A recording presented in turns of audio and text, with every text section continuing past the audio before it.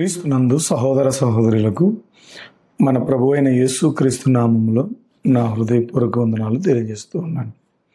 అందరూ బాగున్నారా? ప్రతిదినం ప్రభు మాట అనే కార్యక్రమానికి మిమ్మల్ని ప్రేమపూర్వకంగా ఆహ్వానిస్తూ ఉన్నాను. ఈరోజు ప్రభు మాటగా యూదా వ్రాసిన పత్రిక 2వ వచనాన్ని మనం చదువుకుందాం. మీకు కనికరమును సమాధానమును ప్రేమయు విస్తరించును గాక. దేవుని బిడ్డలారా, ఈ వచనంలో యోధ ఒక చక్కని మాటను చెబుతూ ఉన్నాడు. ప్రేమ, కనికరము, సమాధానం ఇవి మన దైనందిన జీవితంలో భాగం అవ్వాలి, అవి అంతమైపోకూడదు, విస్తరించాలి అని. అనగా నా జీవితంలో ప్రతిదినం ఈ కృపను, ఈ సమాధానమును, ఈ ప్రేమను కోరుకోవాలి. అది మన జీవితంలో భాగం అవ్వాలి. తద్వారా దేవునికి మహిమ రావాలి, మనకు ఆశీర్వాదం రావాలి. కృప ఏం చేస్తుందో తెలుసా? అర్హత లేని మనకు అర్హతనిస్తుంది. మనం లౌకికంగా అర్హులం కాకపోయినా దేవుడిచ్చే దయనే కృప. కృప అనేది ఏం చేస్తుంది? మనల్ని రక్షిస్తుంది. మీరు విశ్వాసము చేత కాదు, కృప వల్లే మీరు రక్షించబడ్డారు అని. కృప మనల్ని రక్షిస్తుంది. లోకం మనల్ని శిక్షిస్తుంది, కానీ కృప మనకు గొప్ప రక్షణను తీసుకుని వస్తుంది. ఒక దొంగ జైల్లో ఉండి బైబిల్ చదువుతూ ఉన్నాడు. ఆ బైబిల్ చదువుతూ ఉన్నప్పుడు దొంగ జీవితంలో దేవుని దయను తాను తెలుసుకొని మార్పు చెంది ఆ జైల్లోనే తను ఒక సంఘాన్ని నడిపించడం ప్రారంభించాడు. ఏం చేసింది చెప్పండి? అనేక దొంగలను, నరహంతకులను, త్రాగుబోతులను తమ జీవితాల్లో ప్రభు క్షమించి గొప్ప మార్పును తీసుకుని వచ్చింది. కృప ఎప్పుడు మనల్ని క్షమిస్తుంది, కృప ఎప్పుడు మనల్ని రక్షిస్తుంది. కాబట్టి ఈ కృప మన జీవితంలో భాగం అవ్వాలి.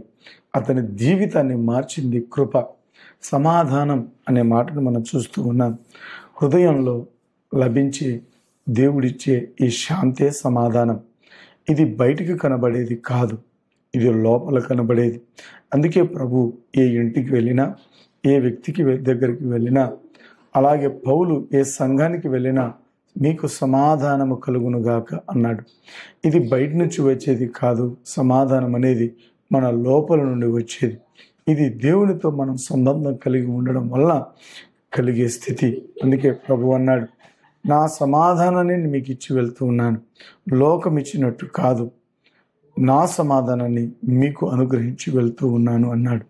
ప్రభునందు దేవుని బిడ్డలారా, ఒకనొక వ్యక్తి తన వృద్ధాప్యంలో తీవ్రమైన అనారోగ్యం గుండా వెళ్తూ ఉన్నాడు.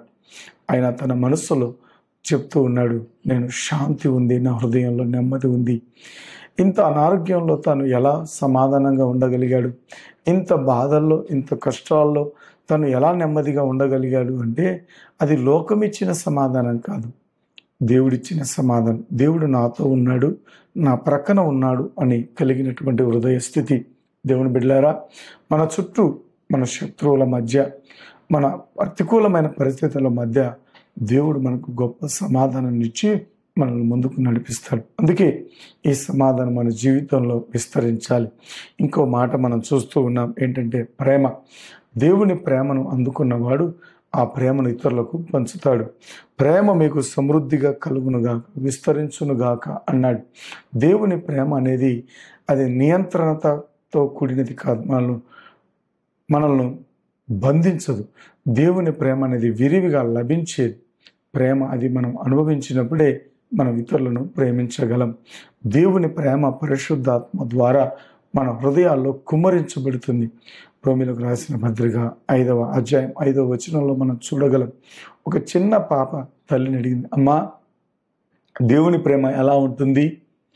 దేవుని ప్రేమను నాకు చూపిస్తావా అంటే ఆ తల్లి వెంటనే ఆ చిన్న పిల్లను ఎత్తుకొని కౌగలించుకొని చెప్పింది, ఇదో దేవుని ప్రేమ ఇలానే ఉంటుంది. హత్తుకొని తన ప్రేమను చూపించింది.